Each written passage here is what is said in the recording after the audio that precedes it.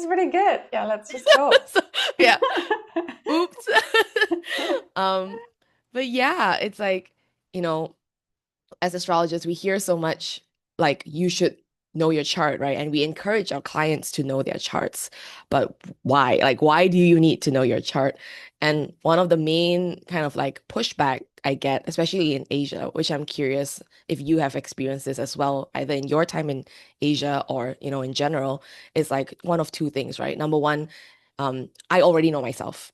I already know myself. So how can this piece of paper help me to know myself better? Like, what can it tell me that I don't already know about myself? Right. And then number two is like, even if I know something new, what does that change? Like, how does that help me? And it's like, okay, so if I know this about myself, for example, I have like, certain like negative placements in my seventh house. Does that mean I'm screwed in career? Or sorry, does that mean I'm screwed in relationship? Right? Isn't it better to not know that? So it's Yeah. like, yeah, I I think that's kind of like where I'm coming from for this series. But I would love to hear, like, have you experienced that in your own life and practice? Yes, absolutely. And so sorry, I just have to turn off the AC because it's kind of like so cold, and I'm not Okay, even sure okay. if you can hear it. No, no. So we'll have to cut that out. But okay, I am back.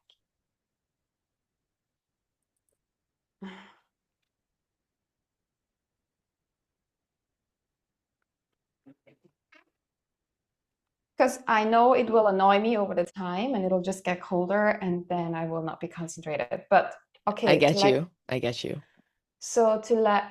let's go back into what we were saying before, which was what's the point even of knowing your astrology? And would it maybe even make things worse rather than better if I find out something Mm, that scares me, right? And mm, I think personally it's a very valid point, right? And that's where it depends probably who you talk to, because I do think that there are mm, actually astrologers out there that may scare people, mm, right? mm, And I mm, think maybe that's more like an older generation and not something that mm, the circle of astrologers that we're in do at all. mm, But I do think that there's still that fear around because of that, potentially. What do you think? mm. Yeah, so true. And even these pushbacks are what, in my experience, the older generation are having, right? Um, and it's like, I don't particularly want to philosophize on this call or anything, but it's like the main thing that I've been hearing is like, okay, why do you even need to know yourself through this lens of astrology? Maybe we can Mm-hmm. start there, right? Because it's like, it's kind of laying the land of, you know, our belief systems, right? And I guess something that came up in, when we met for dinner and it was a very organic conversation. Something that really, I don't know, like tickled my brain is like, how when you have a belief that you don't question because of, let's say, your occupation or your career. So because both of us are astrologers and I've been practicing for about like, 2.5 years now, one of the, I guess, unspoken parts that I never questioned is that obviously this is a great way for you to know yourself. So it's kind of like I skipped that step of questioning that. And somehow Mm-hmm. that is what came up in our conversation that tickled my brain, which is that, you know what? There are actually many ways for you to know yourself and many ways for you to come to self-acceptance and self-compassion, which is how we use astrology. But that connection isn't necessarily clear for a lot of people. Do you know what I mean? Like for us, it's like, of course you can use this for that because we have used it for that, but Right. that's not immediately clear to people. Exactly. Mm. Exactly.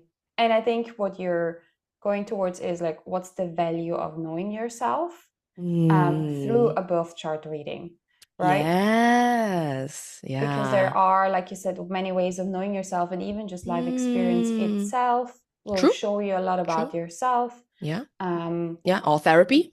Like a lot or of people just go to therapy, traditional therapy. Mm. Mm. or whatever it may be. I Mm. just feel like astrology is kind of like a shortcut that goes Mm. straight to your essence rather than putting little pieces together. Like you go to therapy, it's like I had this kind of mom, I had this kind of dad, I had this kind of school experience, and then you put it all together, and it's like, oh, this is how it maybe affected you, and this is now who you've become as a Mm. result of that.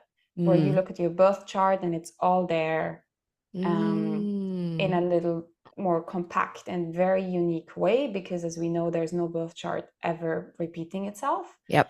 Yep. And Yep. so that's I think the main thing I love about astrology is like you just cannot put anyone into a box, because we're all so different, you Yeah. know, and Yeah. we're more than just the sum of all these little bits, but like the whole of it. Yeah. Yeah. And so knowing yourself, but you know, like I do think that knowing yourself through your chart, Mm. it kind of depends on your personal level of growth already, because you can look at your chart and get freaked out. You can look at your chart Mm. and be like, oh, I'm perfect, just lean back, don't do anything. Yeah. And You it's know, it's it's so interesting, right? Because it's like it's I also feel like people come to astrology when they are ready. I mean, I don't know if that's necessarily true, but generally, I mean, especially where clients meet you, is like they meet you at the level that they are ready to meet themselves, right? So Mhm. if they come to you and let's say in the reading you're only able to go this much, then that means that they're only able to meet this much of themselves, right? But it's exactly like what you said. You said it so beautifully. It's like it's a very compact and unique and efficient way, right? Which your Capricorn loves, right? It's like, oh, let's just get straight to it, right? It's like, why do you need to do so many things? Just do this one thing. And it's like, um, perhaps the narrative around it, right, in which, astrology is still quite taboo, right? It's still quite shameful. There's still a lot of like judgment around it because people don't fully understand what is astrology. So it's kind of like there are already a lot of barriers in place that are pushing people away from this system. But I guess, if you are able to overcome those barriers, then you have access to this, right? Which would, I guess, necessitate a certain level of personal growth already for you to overcome those barriers and to be, I don't know about you, but it's like I had to overcome a lot of internal hurdles to even be ready to open myself up to my astrology and my chart because there was a lot of blocks that I had internally already about it, right? Which is that I've been interested, but I didn't see like how I could integrate this in my life and like how it would be real, right? It's like I'm like, why am I believing in this thing that's not real? Like, I don't know if you felt that, but yeah, totally. yeah. I think when we grow up in such a like brain-based, Mm, logic-based, science-based society, then everything that goes in a direction that we can't explain yet yeah. just feels like you're questioning everything that you like believe in, or were taught. And then I think a big stigma Mm, of like why I have kept a lot of my spiritual beliefs kind of in the closet for quite a long time is mhm. I just didn't want to be judged as dumb. Yes, exactly. Yeah. Mm, It's like, oh mm. my God, I thought better of you.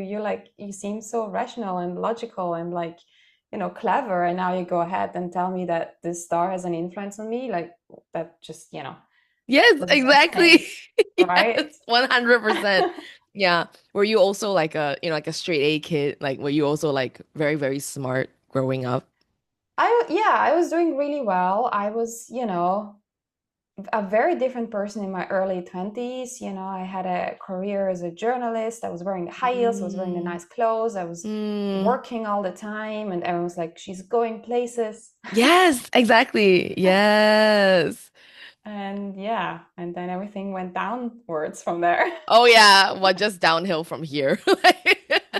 And it's like it's almost as though we have to, I don't know, carry the mantle of this shame, right? And this stigma, right? Just to show people that this is the way forward in some way. Because it's like, I don't know if you remember a time where, for example, therapy or like traditional therapy, which is like it's such a green flag now, right? It's like if you meet someone in a dating app, for example, and if they say that they're in therapy, it's like you're like, great, you're working And on yourself. You know what I mean?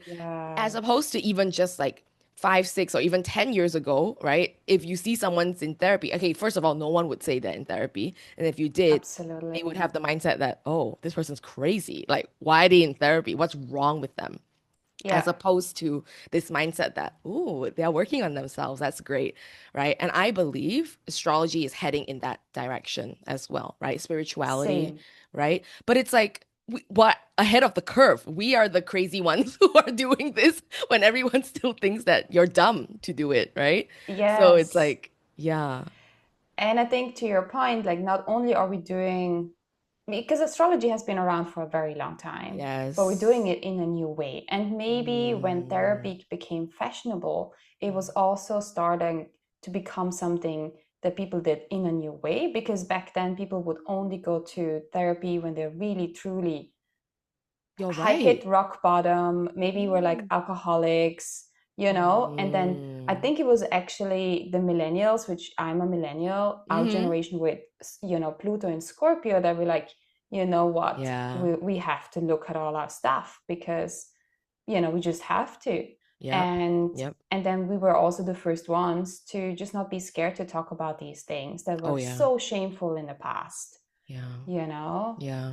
Yeah, I do Mm. remember as a kid walking past this Mm. little therapy office, Mm. and I just remember the adults I was being like, "Oh my God, this is like, it's like don't want to see who's like walking in or walking out. Like it would be so shameful. Imagine someone sees Ah, you going yeah. into the office Yeah. to get therapy. Oh my goodness, My you know." God. Oh my God. So it really Yeah. changed, and I It's think so that's true. beautiful. Mm. So Mm. that's definitely one of the most beautiful things that we've done, is to finally be able to talk about our trauma. And I think Yeah. maybe it came with the realization that you can do something about it. Yes. Yes. And when you talk about it historically, the shift from, like you said, from only going to it in a very like 12 house way, like a lot of secrets, a lot of shame, a lot of like, oh, I have to hit rock bottom 12 house before I go to therapy. I think it probably coincides with the rise of positive psychology, which was a new Mm-hmm. wave of, right, like therapy or like or a new perspective on psychology, where instead of waiting for someone to be negative, right? So below baseline, below zero before they seek help. What if you are already at zero and it's about adding to your life instead? It's about using your psychology to thrive, which I Yes. think is a beautiful segue into what I really wanted us to explore on this call. And thank you so much, for being open to sharing your story and your lived experience. It's so funny how we've been talking for 20 minutes and, we haven't even gotten you to introduce yourself. But essentially, the whole idea of this series is what if, okay, like we've established that baseline that what if knowing your chart actually positively improves your life, right? Like it Mm-hmm. actually changes it. Even if it's scary, like you said, even if you learn something that's like, ooh, okay, right? If you are able to look at it and work with it through a compassionate lens, how can it actually change your life? And it has changed your life, Maria. So it's like, I would love to hear maybe just a little bit about, what brought you to astrology, right? So if you had to give like a little trailer to your life up to the point of you coming to astrology, how would you describe that? Well, astrology itself, I've been very interested. And as a kid, I had like the Chinese horoscope, for each year. So Yeah. I found that book, and that was one of my favorite books to read. Wow. But it was just something that kept in the background. And actually, I got into yoga and meditation first before going Mm, into astrology. mm, And it was on a close to a Pluto line in India where I did my yoga teacher training, mm. where there was another girl and she knew about astrology, and she opened my chart, and she had done like a little course, right? And talking about, what we talked about dinner, she looked at my eighth house stellium. She was like, "Oh my God, I'm scared of you now." And that was the exact words that she said. And I'm like, Oh "Oh, no." no. So I do understand, people being. So I remember, and then she didn't really expand on it too much, but I just went down a little rabbit hole and tried to figure out what it means. And it was at a time where a lot of trauma came up for me during my yoga teacher training, right? Because the body stores a Mm, lot of things. So there mm, was a repressed memory that came up, and there was some visions that I had, and it was very related to that eighth house. I have a Mars, Pluto, Black Moon, Lilith in Scorpio in the eighth house. Just mm. sort of that because the eighth house has to do with inheritance as well. Yeah. And so I had a memory of my mom that she, trigger warning, she was sexually abused as a kid. Mm, And she had completely repressed it in her consciousness. mm. And it only came back when that uncle that was doing that to her tried it again when she was an adult. No way. Are you? Oh my God. Yeah. And so she already had me as a kid, and she was in her early 30s, maybe, or something like that. And he tried to R her again. And that's when she, kind of was forced to sort of like go down that rabbit hole of what was that, and I feel like this has happened before. Yeah. But the crazy thing in India was that I had a vision. First of all, I had a memory, and that just broke out like a whole storm of crying for 2 hours, where she was holding on to me. And I realized that the memory was so vivid that it wasn't that she was holding me, it was that she was like using me as a protection almost. She was like, holding on to me because she was so scared herself. And anyways, I had a vision of that scene happening again as an adult. And I knew exactly where she was standing and all the things. And later on, I went to my mom and said, like, hey, what did I witness that as a kid? And she's like, that is so crazy, because you were not there. You were in a completely different location. You were in a different house. There's no way you could have known this. But anyways, it was like crystal Wow. clear in my mind. And Mm. so um Wow. this whole like deep dive into this eighth house kind of theme started already back then. And I did Mm. a lot of, I read about what it could mean. And there was a lot of this kind of, sexual abuse kind of talk on the internet with this thing. Um, Mm. and yeah, I did a lot of yoga, especially yin yoga and different things to sort of heal and journal. And it's a long road. It's a long story. Yeah. But later on, when I got back into astrology, and that is a different story, but in short, I had a yoga studio in Italy, and I was interested in astrology. I would listen to that kind of videos and whatnot. But my friend had told me, look, 2020 is going to absolutely change absolutely everything. And I thought, sure, it'll change things in the world, but it won't change my life, because now I'm finally settled. I have my studio. I'm happy. Like, this is the life I wanted, right? Mm. And truly, everything changed so drastically in my life that I went down and down and down. And as I learned more about astrology, I learned to see that eighth house theme in a very different way, you know? Mm. And for example, I realized, look, there's so much repressed anger. I had always like feel like I cannot feel angry. And it's like, well, there must be Ah. anger in my chart because it says here is anger, right? Yeah. And to then use, for example, okay, I think this would be, like learning about astrology more. It's like working out will be good for me, or dancing will be Mm. good for me. Like anything that's more primal, not just the soft yin yoga and the more gentle hatha yoga that has helped me a lot to Mm. calm my nervous system. Mm. But now I was able to tap into it in a different way. It's like, hey, let's work out and let's use that energy now in a positive way for myself instead of having it directed at me. It's almost like harnessing this internal energy that had been influencing your life and your mother's life and probably several generations that Exactly. you were not obviously aware of, right? But in a way, taking that power back for yourself in a very visceral way and harnessing it for your higher good. it sounds like that's what it is. Instead of letting it control you, you are using it instead. Yeah, yeah. And the thing is, it's also that on a psychological level, I think I often was using that, masculine energy against me rather than for me on some level, right? And Mm. for me to tap into the beautiful positive effects of like a Mars Pluto conjunction, which is like tremendous focus and Mm. really locking in, not being scared and doing the things that I want to do, right?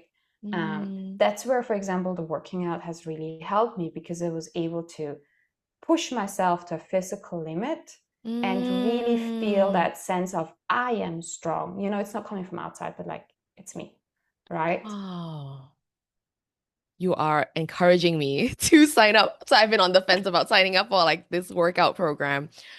Very similar to you. I wonder if all women go through this, but I mean, this is a little segue. It's like you are so much in your, I guess, more toxic masculine, like you said, using it perhaps against yourself instead of for yourself, that you end up Mm-hmm. swinging all the way to the other side, which is to the very soft, feminine. I'm just Mm-hmm. lounging. I don't want to do anything. That's what my physical journey was. And then, I was like doing CrossFit, doing boot camp, like really feeling strong for the first time, but it was wreaking havoc on my Mm. hormones, on my body, right? My stress cortisol levels were through the roof. So I had to stop all of that when I got diagnosed with PCOS. And I had to go all the other Oh, way to like, okay, like calm my body down, right? So like you said, right. yoga, spirituality, la la la la la. But then I just felt so like useless and like my body just felt like it wasn't mine. Like it was just like there was no way for me to connect with my body. And then I started dancing, right? And then now it's like through joy and fun, I'm able to connect with my body again. And in a way, it's like now I'm ready to go back to working out, but in a way that is supportive of me instead of punishing me. Because like the original way that I was working out was very punishing, right? It was literally like military style boot camp where it was like, okay, like Yeah. people are shouting at your face like one more rap, like and it was like there was a part of me that almost enjoyed that abuse. I also have an eighth house stellium, Mm. by the way. So it's like, It's fun for us. it's fun, but it's like thank you for in a way that reframe. And I think this conversation is, really opening up a lot. I'm sure not just for me, but for whoever else that does have similar placements, right? Planets in the eighth house. I was taught that the eighth house is a house that is hidden from us. It's a dark house, right? In the sense that whatever is in that house has to be consciously brought to the light. Otherwise, it runs our lives in the background. So Exactly. and especially Yeah. for the two so-called malefic planets, right? So Pluto and Mars, right? For you to Mm. have that there and for you to gain consciousness of it, which I feel is a very beautiful way of having worked with astrology. Because if you did not have your astrological knowledge and you did not know this, right, you would not have known why are these things kind of like running the show, right? But in a way, it's like because you knew your astrology and because you knew how to work with your astrology, you literally were like, I need to work with these placements. Let me use them. And one of the ways was working out, right? Yeah. So, yeah. Because I also felt kind of like at that time, I felt kind of in a limbo because I had a spiritual Mm. crisis. I wasn't doing so much yoga anymore. And I felt like I need to get something new started, but I was lacking the energy. I was lacking the fire for it. And I felt like I was constantly, if anything, pushing myself down, being mean to Mm. myself rather Mm. than actually getting up and going and doing things. Yeah. And so having my chart in front of me and seeing this and knowing, I had already done some work through the yoga, through all that stuff, to be like, okay, how can I tap into that raw power? And for me, it was that's where the working out helped. But I guess I also was lucky I didn't have anyone screaming into my face. Yeah. So Uh, it was not directed at me, but it was more like a fun sort of like, woo, let me see what I can do. Because I had a friend, and she also has like, Mm. she actually has a Mars Pluto square. So it was funny. We both, Mm. our friendship was very based on working out, but it felt more like the working out was more for our mental health than anything else, right? And it both just made us feel so much stronger. And coming out and just feeling like on the top of the world. That's, I think, what we Mm. needed to get out of this. Yeah. Now that you mention it, I think I also have a Mars Pluto square. I need to check. Give me a second. Yes, almost exact degree. So, Amazing. Yes. yeah, it's almost Yeah. like, so it sounds like the difference between, I mean, this is getting a little bit nerdy, but it's like the difference between a conjunction and a square is like, do you feel like for you, it's almost like a necessity to use both together? Like you can't really differentiate the Mars from the Pluto. It's like the Mars is the action and the Pluto is like the locking in, right? So you have to, both have to work together to do it. Versus, let's say, your friend who has that square, it's also between the same two planets. Like, how would you Right. describe the The difference that you difference. notice? Yeah. Yeah. I, you know, this is like, first to tie back into what we said before, the fun thing about astrology is that you cannot put people into boxes because every birth chart is so unique. And, just dissecting a one little thing out of it doesn't always work if you don't have the full picture of it. Yeah. But to go back to I feel like the Mars Pluto conjunction is, um, yes, the two energies are so merged together that for me it's hard to be like, I'm in my Mars versus I'm in my Pluto, where it's, if I like, and then also in Scorpio, right? It's Mm. already a much more emotional place to be for Mars, where it's Mm. like, if I'm in my Mars, I will be emotionally driven. Like whether that's working Mm. out or whether that's working on a business, there's going to be an emotional drive in there that Mm. feels intense. Mm. Where, for example, my husband, he has Mars in Aries, and for his it's just fire. Like there is not that sort of emotional, oh, I have to do this.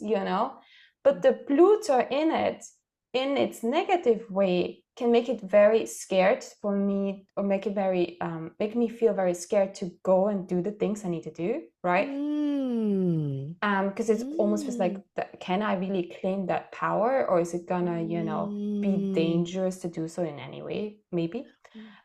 Or it can sometimes, Pluto can like swallow up that planet, and it takes it out. And I feel like, where That is my makes more drive? I sense. don't know. And then Yeah. it's somewhere hidden in my eighth house. I'm like, I Yeah. don't have that in me. Yeah. And to be able, and that's the same thing as the anger. It's like, oh, I don't have anger. I don't feel like that drive, but it's there. It's just running in the But background it's, and I don't notice. yeah.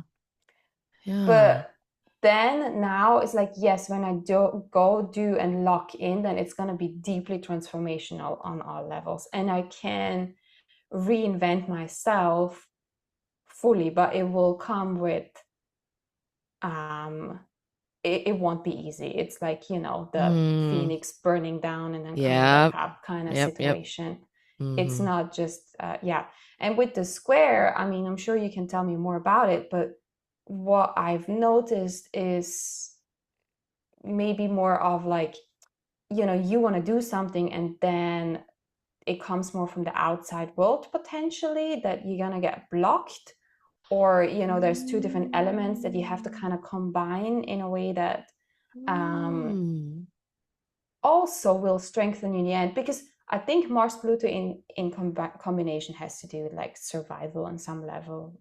Yeah. Maybe as a kid there was some sort of like, you know Mm. ride or die, swim or drown. I don't know what Oh, it is. Just like go.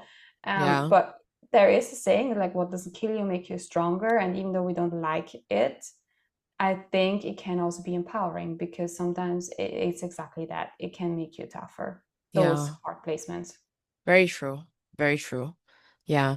And it's almost like different ways of accessing, in a way, these personal planets, right? Because like these generational planets, absolutely, like what you say, they bring in almost like an outside lens, like an outside. So in this sense, a square is friction, right? So it's Yes. like, so the block is perhaps less internal, but more, I perceive, and it's not necessarily true because in the end, it's all perception, but it's like I might perceive external circumstances to be, and usually based in fear, to be what blocks the action, which is the Mars, right? So, for Hmm. example, like I want to take action on this thing, but I already perceive it to be difficult because of A, B, C, D, E, right? And all of those fears are just projections from Pluto, right? Because Pluto is, that those are like deepest, like darkest fears or like the subconscious that we cannot really see.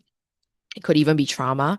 It could even be generational, right? But we don't really know where or what that's coming from. But in that sense, the square would be that block, right? And it's about, I guess, like you said again, like gaining awareness of it so that you can make better decisions, right? And Yeah. I am curious. So you did mention a little bit of a little while back, like actually maybe quite a while back. You said that you were using this masculine energy, right, against yourself, and now you're using it for yourself. So maybe in getting this into more practical terms, what does that look like? I think because it is in the eighth house, it was very like playing out on a subconscious level more so, you know? Mm. And just that fear of not being able to pursue what I wanted to pursue, that instead I direct a lot of negative self-talk, for example, towards Mm. myself, Yeah, and then yeah, feeling stuck in my ability to make the first step, to get going, to do something. yeah. So I think that is an expression of it. Um, and then just feeling like a victim, I think, Mm. comes with it too, right? Absolutely. Because, if I outsource that Mars Pluto, then yeah, that's like brutal energy coming at me. But if I use it for myself, then it is a powerful drive that I can use for the good, and that's also something that we Mm. probably have to work on. It's like, hey, if you grew up with toxic masculinity in your face, how can you really embody that energy in a sacred way? You have to redefine Yeah. that, right? Yeah. And so that is where we have to do that transformation. Mm. Yeah, which is Yeah. a very eighth house theme in general, right? And like you said, for you, Yeah. especially in Scorpio, it is transformation, but transformation is ugly, right? And we don't It acknowledge is. that enough. It's ugly, it's in your face, it's messy, and the outcome is not the same as you were before, right? You might be completely different. And it's like it's almost as though in order to assert your will, sometimes Pluto needs to break everything down, right? So it's like in Yeah. order for you to get what you want, you literally need to be able to like let go of everything of who you are and just letting it all crumble and then picking Yes. yourself up from the rubble. And it feels like, why do I need to do that? Like, why do I need to keep going through this process? And I guess perhaps someone who is going through this in a very unconscious way, right? Where exactly like what you said, life is happening to them instead of they are happening to life or for life, right? Like creating a life for themselves, right? I know in my own example of eighth house, because obviously all of our eighth house are in different signs, etc., and different planets are in our eighth house. But for my eighth house stellium, I think probably similar to you, it is one of the biggest realizations about my chart and like my life in general. It put a lot of things into perspective because growing up, I attracted a lot of drama in my life, a lot of toxicity. And I was just actually just talking about this to a therapist a couple days ago. I was like, when I was like 15, right? When my boyfriend at that time, I was trying to break up with him, he threatened to kill himself.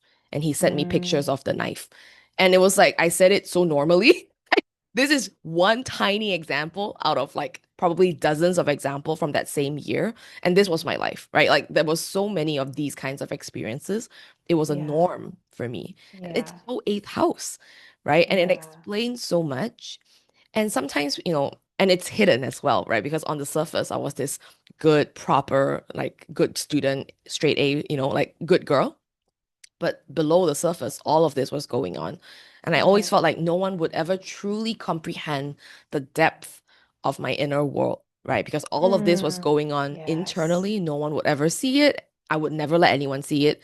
And no one would be able to understand it and therefore almost like save me from it, Yeah. right?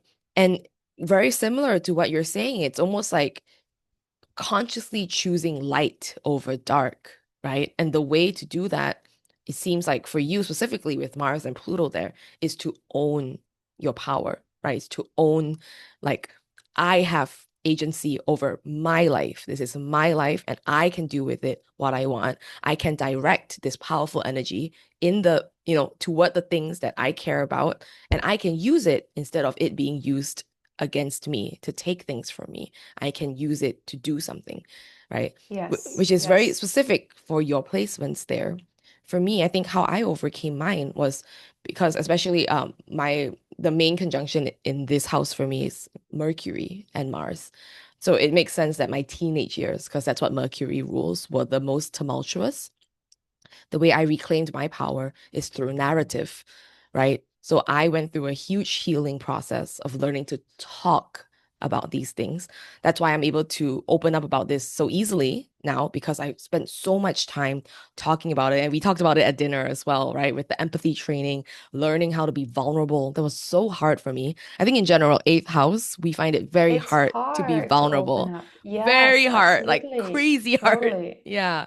But Yes. it's like, yeah, I think so. It's so interesting, right? Like it could be the same eighth house stellium, but depending on the planets and depending on, what you're meant to do with it, the way to heal it would look very different as well. Mm. Yeah.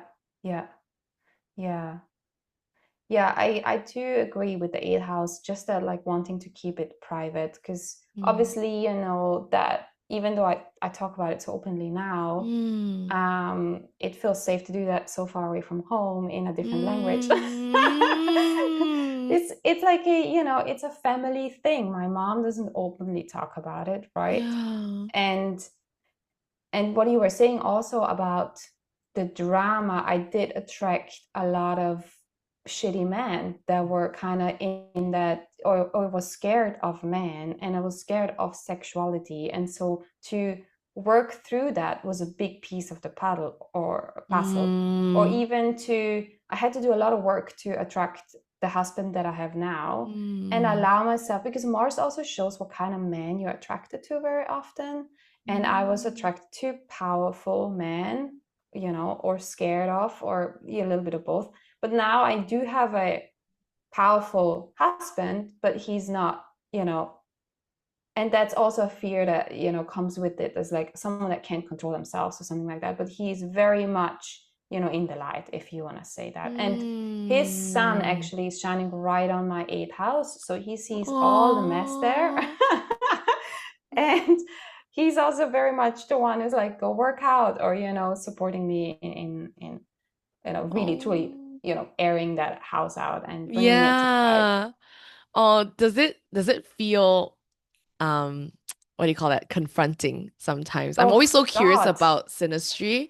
So whenever I see like, like for example, my son shines on a lot of my friends, my very close friends' 12 houses. And I'm always so curious, like from the perspective of someone who's, close friend or partner's son shines into a dark house. Like how does it feel like? Like, is it confronting? It Like, does. It does feel so much more vulnerable. mm, My ex, I don't know his full chart because at that time I wasn't into astrology yet. mm, But I know that he's a Leo, and so he would have had his sun in my seventh house, which is like a very no, yeah, very yeah, usual sort of placement. It just felt very comfortable. He was very yeah, proud of me. yeah. Um, and now Kenny's, that's my husband, his sun shines straight onto my my like, yeah, my eighth house stallion with like the black moon lily and all in there too. Yeah. And he just sees beyond the surface, you know. He knows me Mm. really well. And at times he can feel very vulnerable because he'll also call me Mm. out on my bullshit when I, you know, go into Mm. victim mode instead of going and doing the things I need to do, right? Wow. But it's also Mm. very healing. Yes, it is. Yeah, It's almost like the summary, I would say, of what we've been saying today is when you are willing to be seen by yourself, you can then open up to be seen by others, right? so true. So Mm. true. Mm. Yes, Because yes, it's like if you yourself are not willing to see yourself, right? If an astrologer or a partner or a friend, shines this light on your dark house, it will feel so confronting. It will feel so vulnerable. It will feel so triggering, probably. It's like, why are yes, you saying these things to me? Like, how do you know that? Right? And then you would conscious or unconsciously push that person away, right? When in reality, that is actually supporting your growth, right? So you can only see as much as you are willing to see. But it sounds like from the chart, especially when we're talking about dark houses, and I'm so happy that it kind of like naturally went in this direction, right? This is probably one of the most, if not the most important things about astrology is helping you to see what you could not literally consciously see otherwise.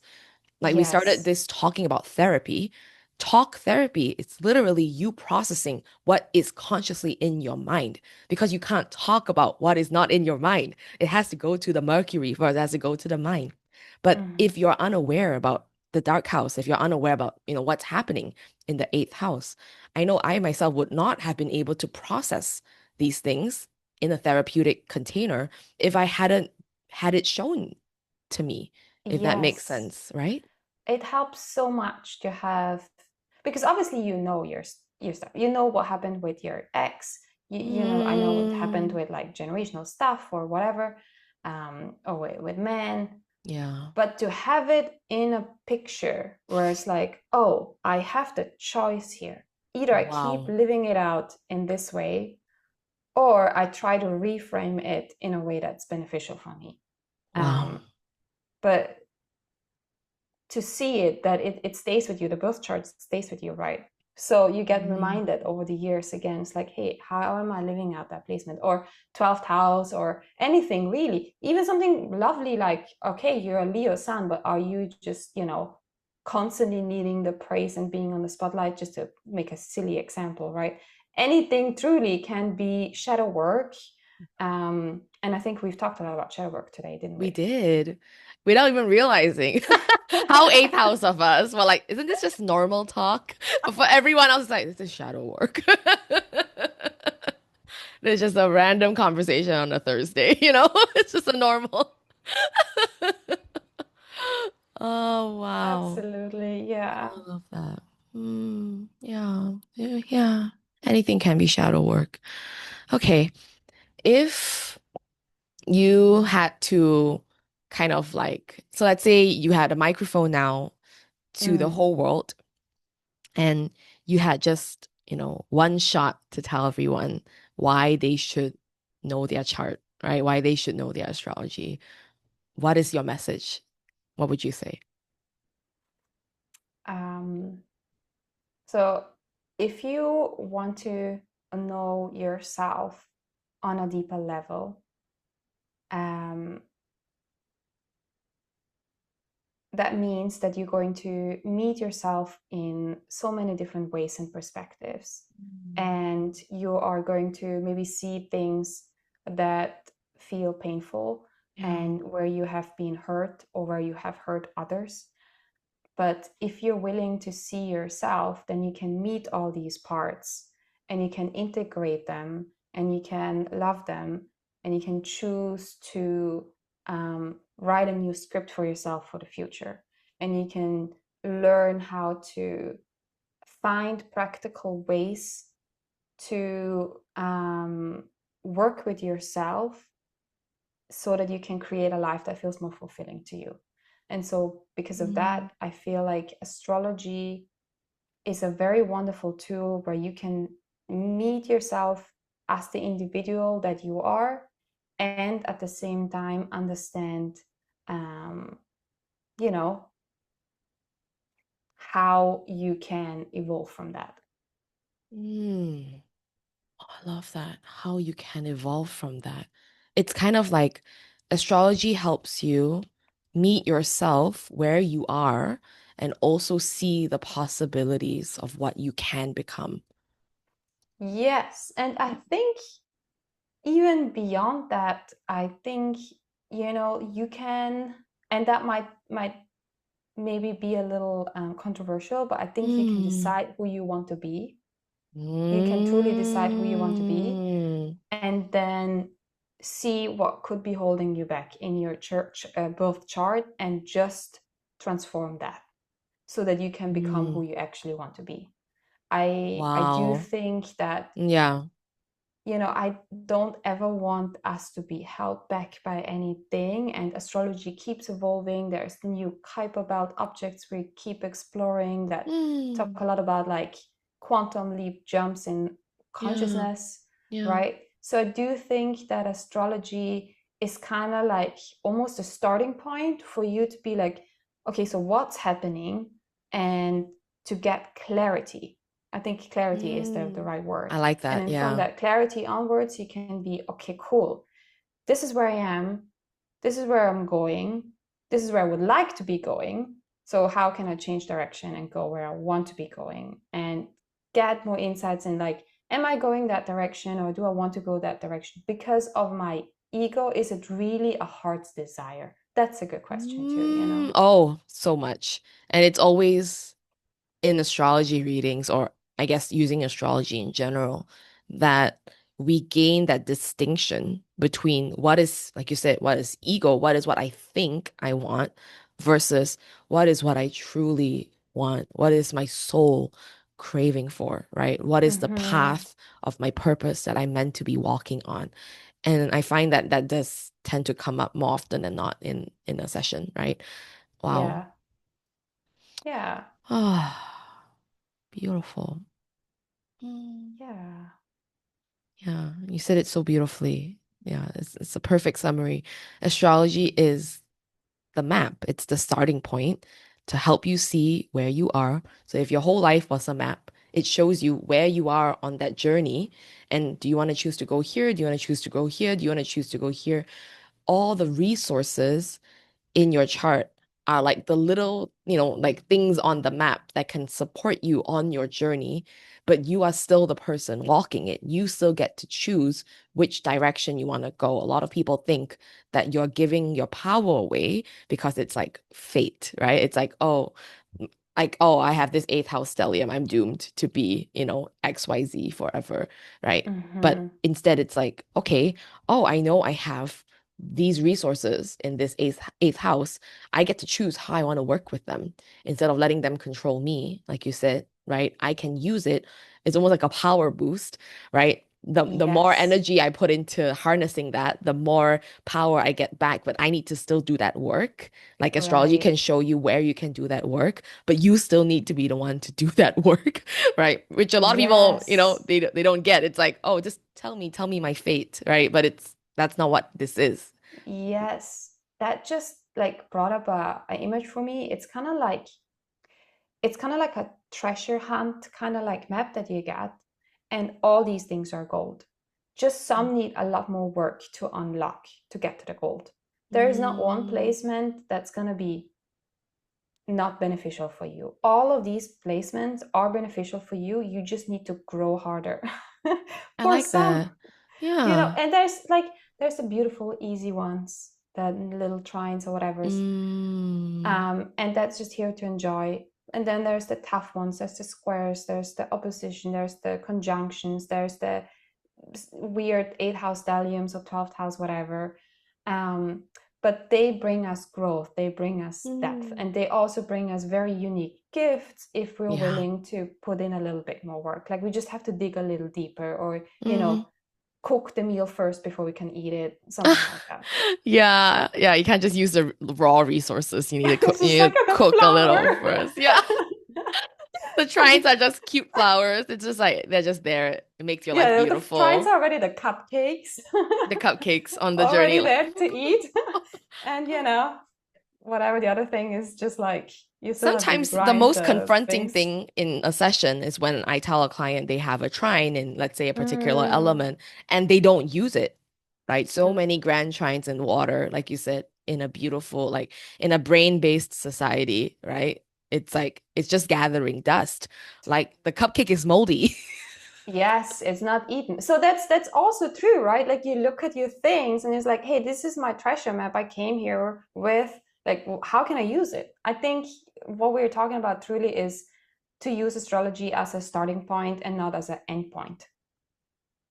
I love it so much. I love that. That's a beautiful distinction and summary for this. Use your astrology as a starting point, not the end point. It's not the destination. Yeah, for sure. It's the It's compass. not. It's the compass in Yeah, your journey. And the I journey is love ever that. unfolding until you die. And then you reincarnate. And then it starts again. Yes. Good luck. Oh But man. yeah, to tie it back in, doesn't that also work with therapy? Maybe back in the days, they were scared of like you go to therapy and the therapist says, yes, you're crazy. Here's medicine. That's the end point. Versus now, Mm. it's like, yes, you're crazy. Let's look at why and how can you use your crazy well. I I don't know. love that. How can you use your crazy well? This is so fitting because I'm actually for the first time in over 30 years of my life, like going to get diagnosed for ADHD, right? So Mm, this is my first time in a diagnostic therapeutic container in this way. yeah. And it's hilarious because that's exactly how it works now. It's like, the old like stigma is like, why, okay, so you have this thing, then so what, right? But it's exactly like, Yes. okay, you are crazy, but here's how you can work with it. Here's how you can use it and not let it control your life. And Yeah. yeah, astrology is the exact same way. So Yeah.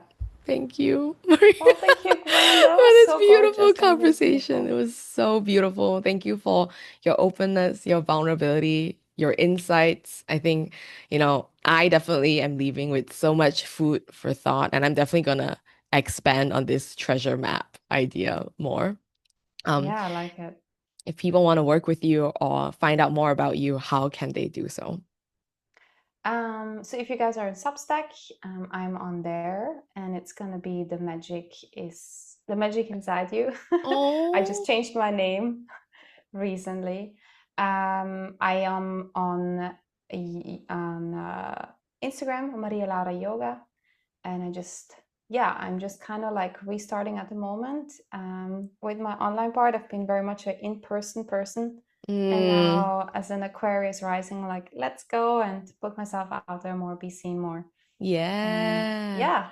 So yeah, follow me along there and say hi. I'd love to meet you. Yes. Thank you so much. And I'm sure with Pluto, recently into Aquarius as well, it's going to be shaking up even more again. But thank you so much. This was so wonderful. And yeah, if you guys enjoyed Thank you, this, Gwen. let us know. And yeah, this will likely be a series, so stay tuned. Yay.